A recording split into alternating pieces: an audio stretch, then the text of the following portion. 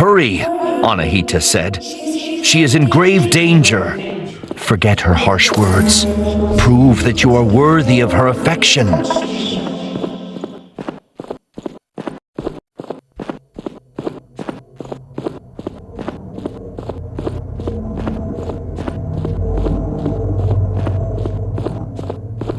And though Farhad was frightened, his mind racing, he knew what had to be done.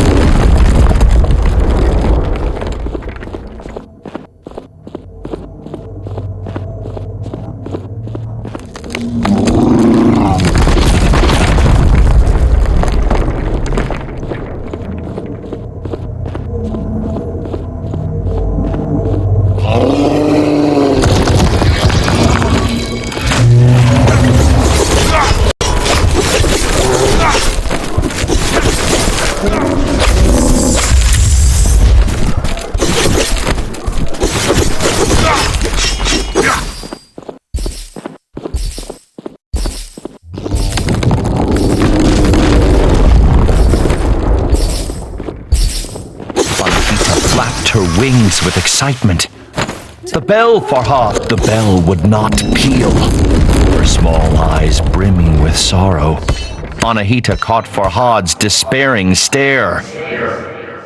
"Save her," the goddess said. "Do not make a mistake as grave as mine."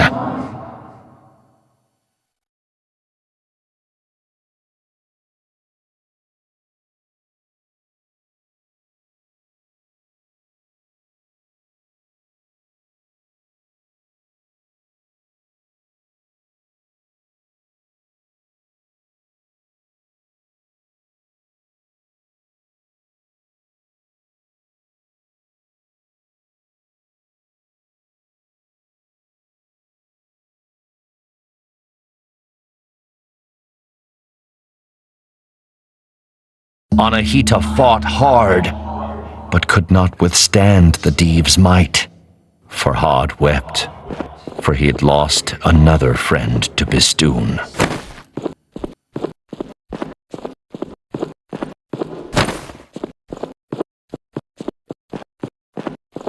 Despite Shirin's cruel rebuff, Farhad longed to help her, but he could make no sense of her injuries. He gripped Allseed's amethystine heart as the drowning man clutches the rope. "I failed you," he whispered to the stars. "Please, show me what to do." And then, a memory floated to the surface. A single word: oblivion.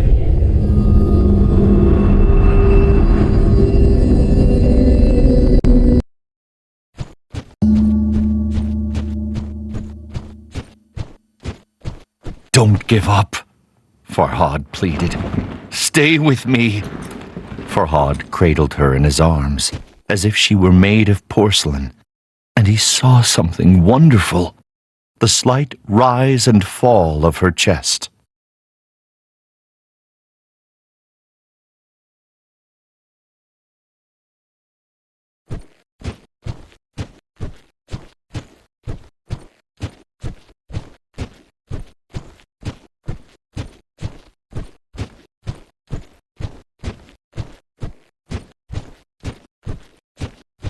"I will take you home, princess," Farhad whispered. The rain ran down his craggy face in rivulets, masking his tears. "Perhaps you do not love me," he said, sobbing. "But I fought a mountain for you.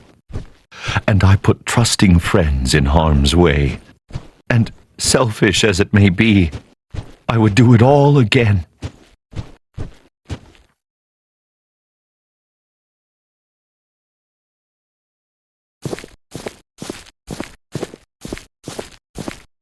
As Farhad walked, Shirin started murmuring. Farhad leaned close. She whispered but a single word.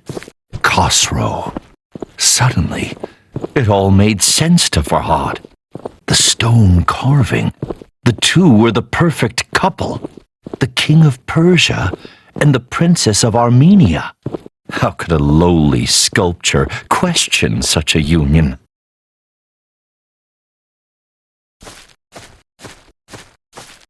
Suddenly, Farhad ground his teeth as a great fury washed over him. Not at Shirin, or even Khosrow, but at himself. What was I thinking? How could a princess love someone like me?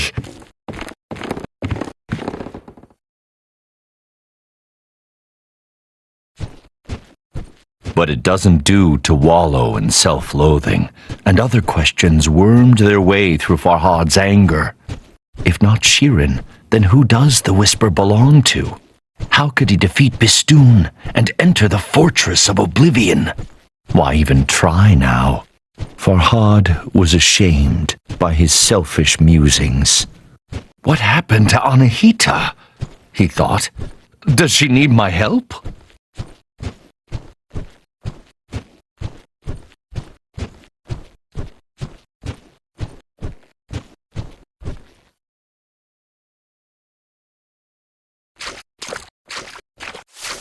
Lost in his wretched thoughts, Farhad nearly failed to notice something alarming. Shirin's dainty feet were turning gray. "I can't feel my legs," Shirin mumbled. "Shh, be at peace," Farhad reassured her. "You will be all right, as Anahita was." Shirin furrowed her brow.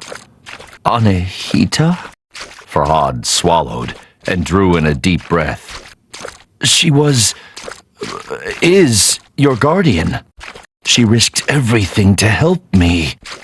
He trailed off with a hoarse croak.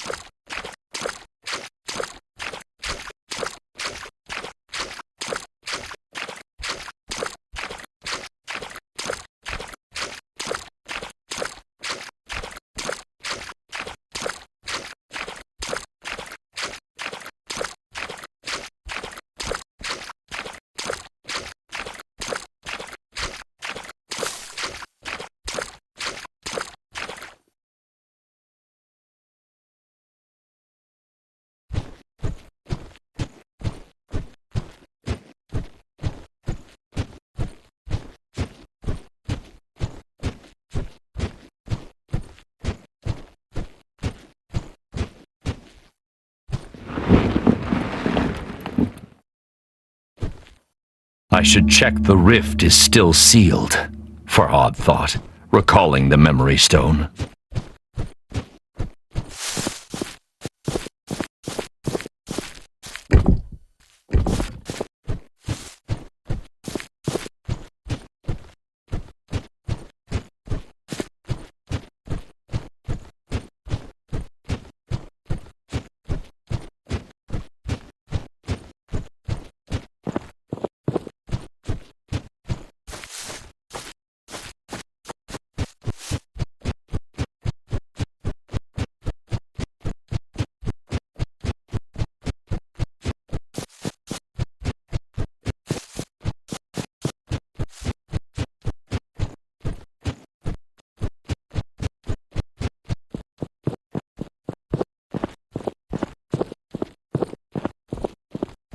What does the statue hold?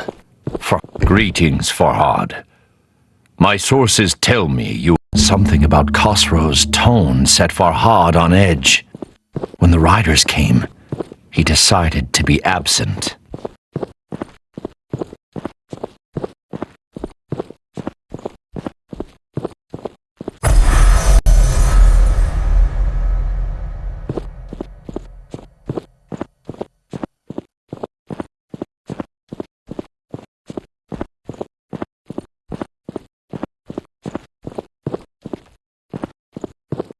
Greetings, Farhad.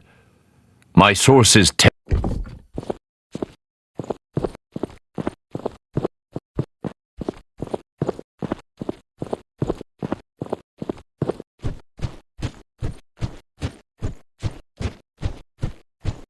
My lady, Farhad began, forgive me. I could sit here by your side for 100 years, and the gentle rise and fall of your chest alone would sustain me.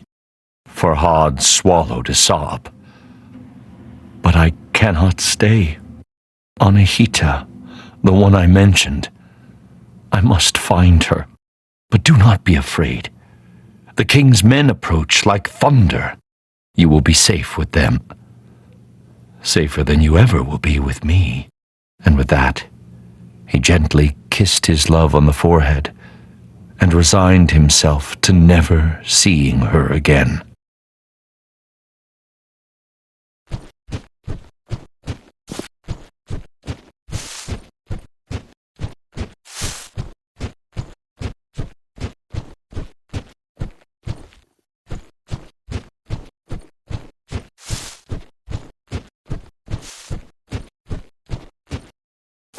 Princess Shirin traveled here alone. Farhad tried to reassure himself. Harm will not befall her. The choice was a difficult one, but Farhad could not abandon his friend. After all, both he and Shirin owed Anahita their lives, and while a broken heart may ache for years, death happens but once. Perhaps Anahita's last temple would suggest her whereabouts.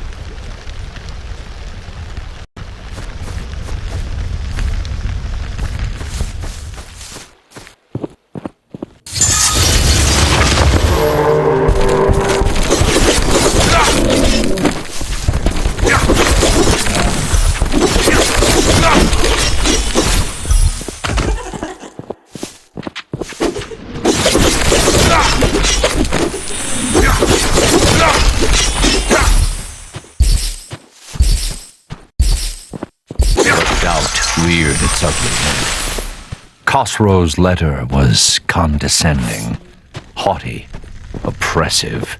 Shirin would no doubt be safe with the king, but at what cost?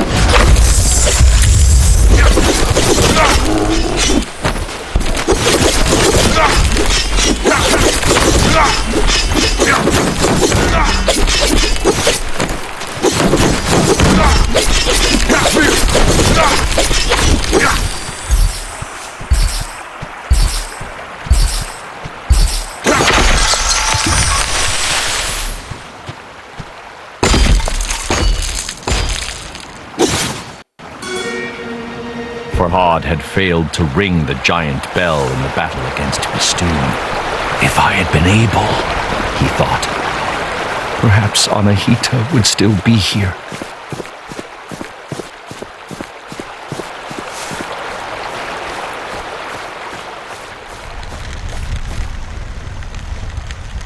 Of course, Khosrow's letter had alluded to something else. An agreement between Farhad and the king. Why does he want passage through Mount Bistun? Farhad wondered. And what wish does he speak of? Could it be Shirin? The thought angered Farhad. The princess was not a prize to be awarded.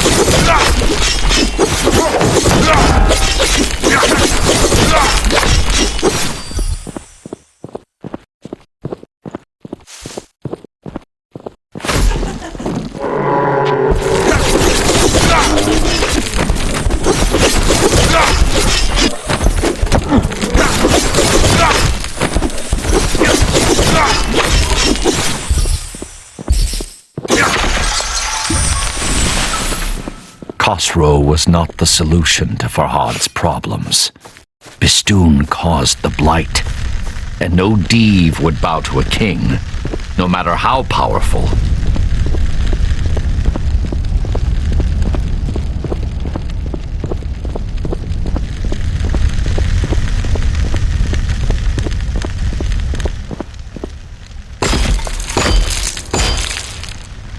She will be back in her castle now, Farhad tried to convince himself. All this will be behind her.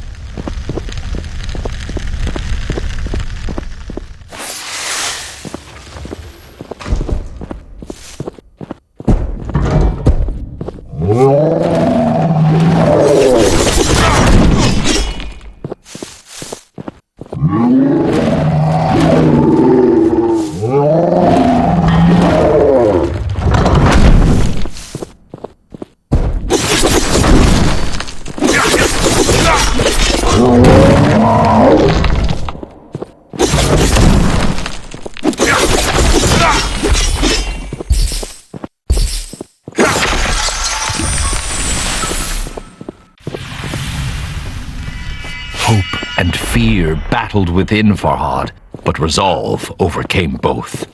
This time, he knew what had to be done.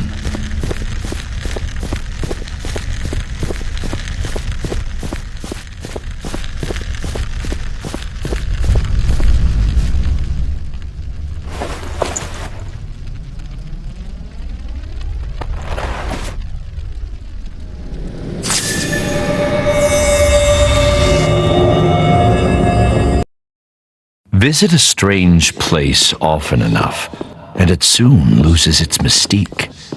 But this was the memory stored within all Seed's heart.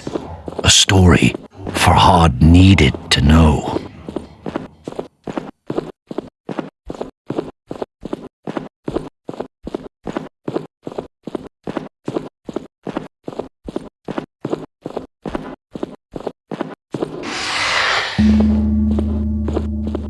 It looks like some sort of mold.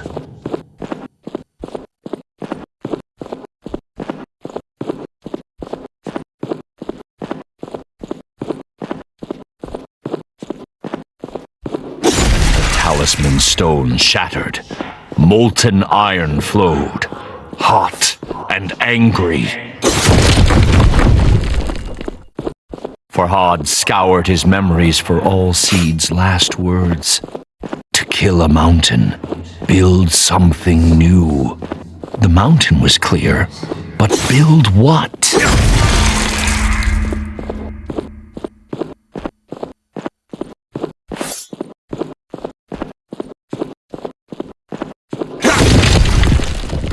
Why would all Seeds have a memory of a smithy? Farhad thought. After all, fire and trees do not usually well mix.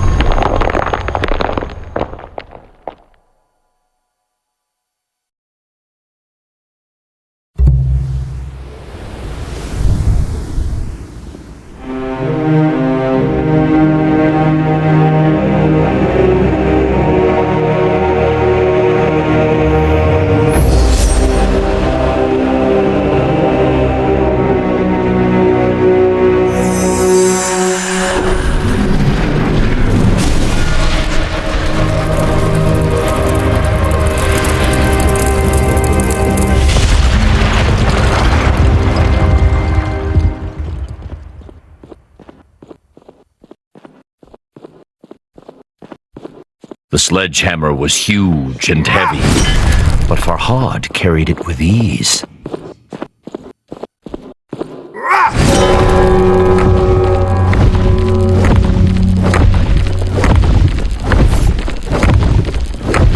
As he rounded the corner in the floating path, a gasp escaped Farhad's lips. Shattered remnants of his friend hung suspended in the air, unmoving, cold, lifeless.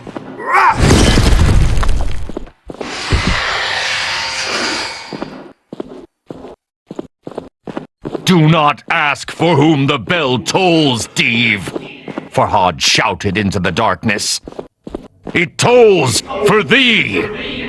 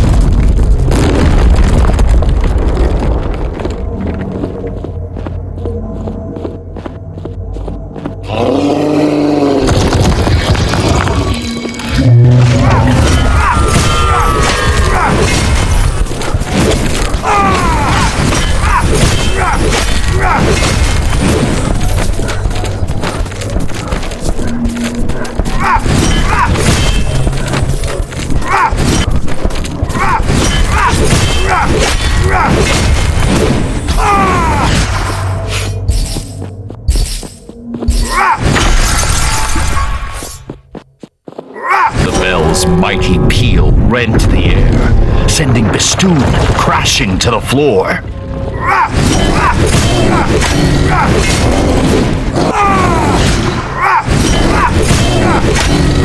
This is for my friends, Farhad cried.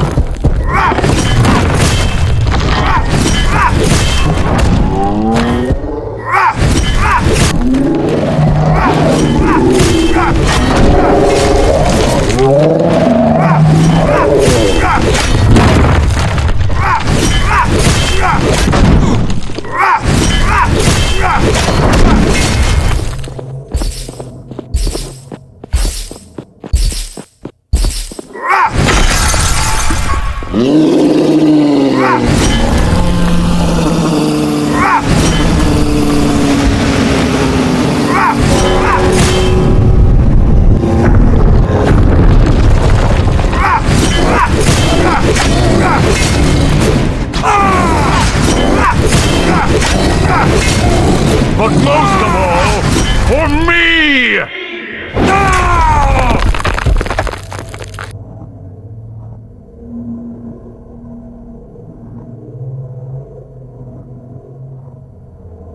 And with the last mighty blow, the Deve's crimson eye winked out.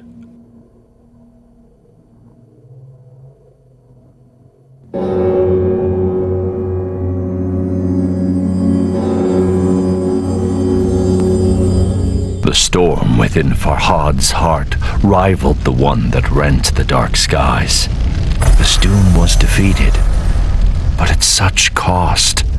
He felt more alone than he had ever felt before.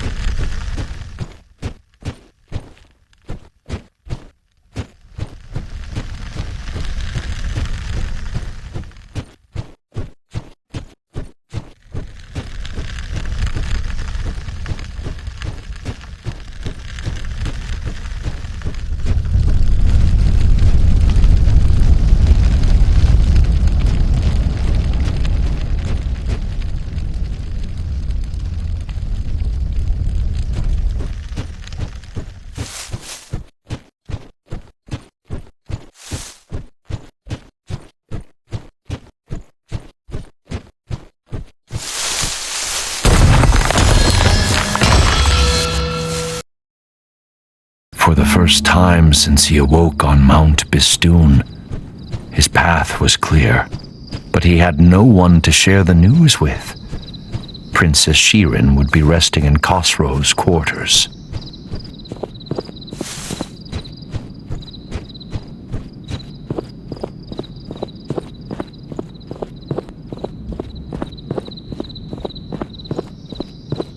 Farhad, what have you done?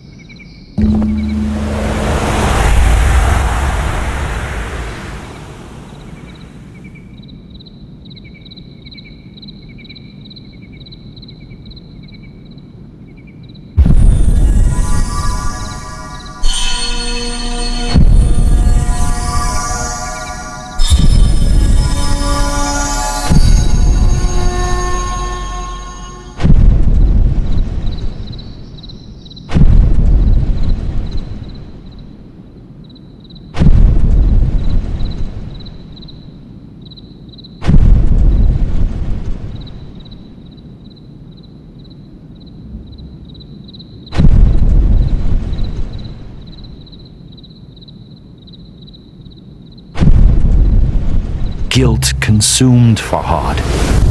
He felt that this world could no longer offer him anything.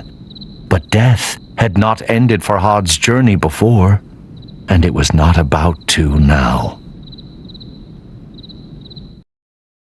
Instead, Farhad drew ever closer to answers. The final steps on the path laid out before him, the path that ended in the realm of forgotten memories. The fortress of oblivion awaited him, and Farhad thought of all those who had played their part in getting him here.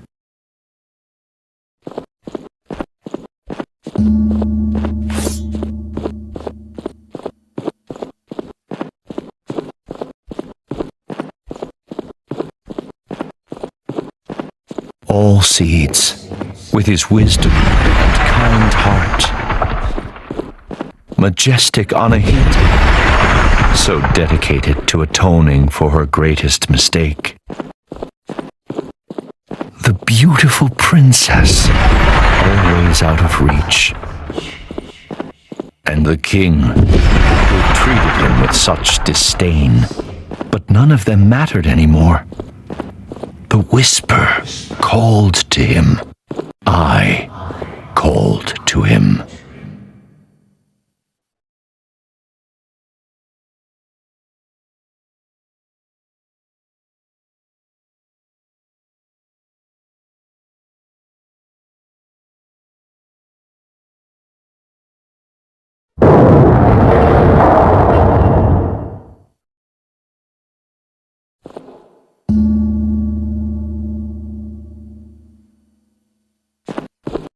Fear and foreboding chilled Farhad as he walked amongst the horrors.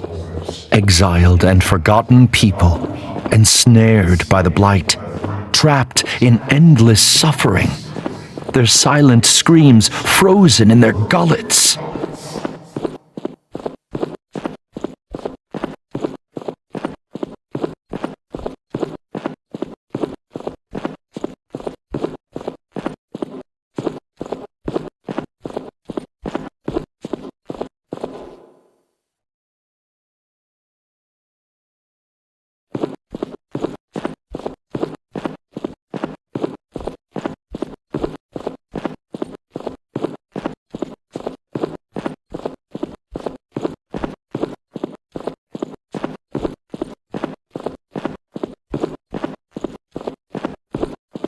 months, years, decades.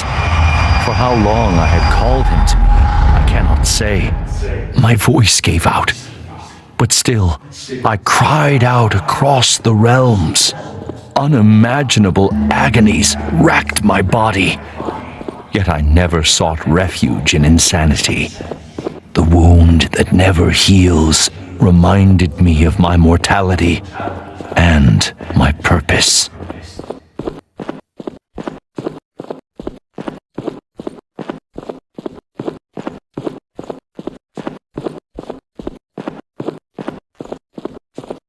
I looked into Farhad's eyes and saw his pain and confusion. But even then, I saw a flicker of something else. Was it relief? Words eluded him, however, so I explained everything. I told him my name is Nizami. I was a blacksmith by day and a storyteller by night. I was banished by King Khosrow, exiled unjustly. On Mount Bistun, I was mortally wounded, but saved by the most wondrous fruit and guided by a talking tree. Then I discovered an otherworldly domain, a realm of forgotten souls. But the Div found me. I was imprisoned in the fortress of oblivion, doomed to be forgotten. Teetering on the edge of oblivion, agony poured from my wound and took form. You, Farhad, are created out of my pain, out of my wound, I told him. You are the manifestation of hope, the embodiment of purpose. I had lost count of them, but each time he had refused my plea, refused to set me free. I knew the choice was grim, but I had to prevail. My story is not yet complete, and so I gave him a choice. Liberate me, or abandon me once more. The path to the left was where he should engrave the wise decision to set me free, or he could add to the cruel records of abandonment to the right.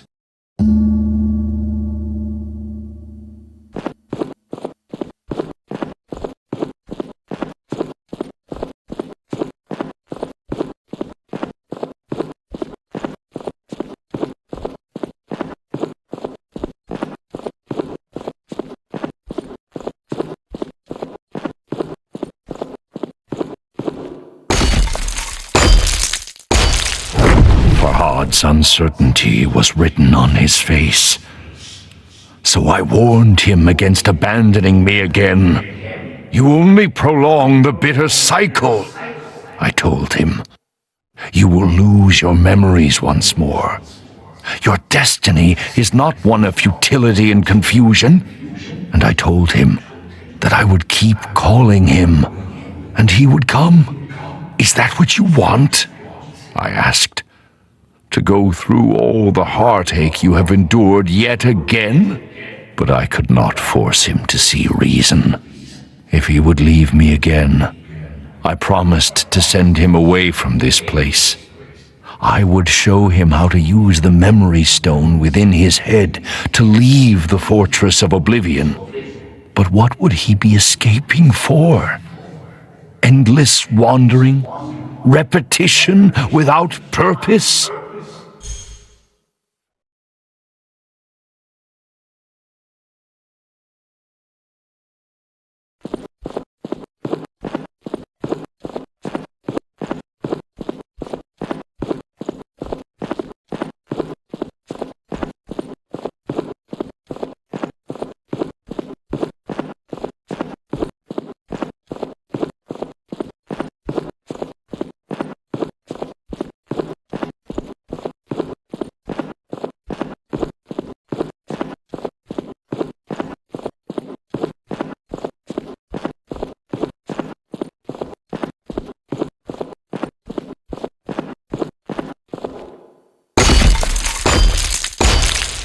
This time, I resorted to honesty to convince Farhad to release me.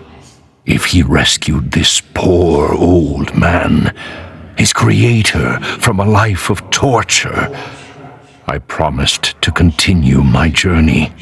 I would seek out the source of the blight afflicting nature, the reason behind the chaos that sweeps through Persia, and destroy it.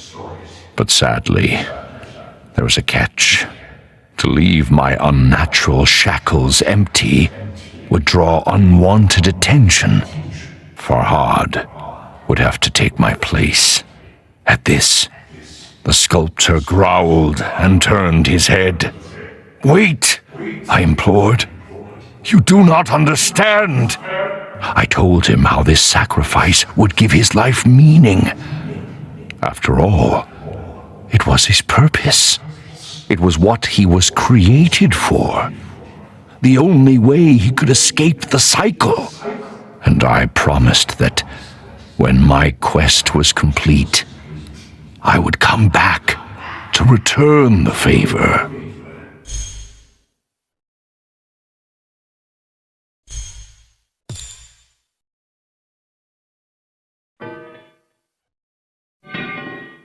"You have made the right decision," I told him.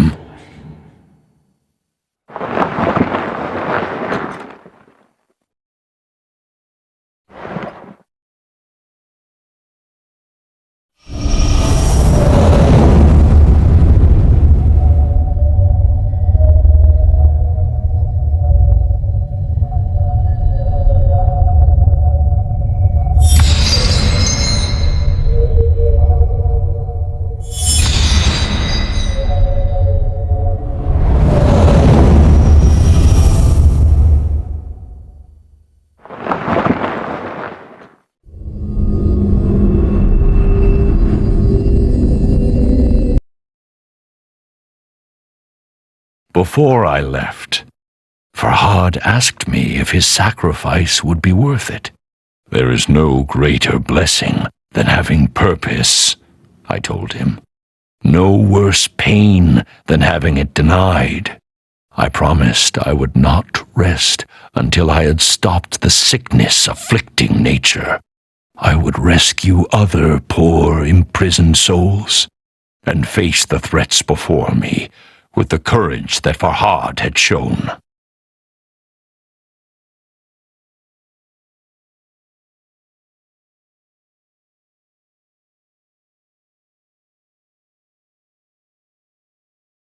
"Damavand," I called. "Let your fires light my way!"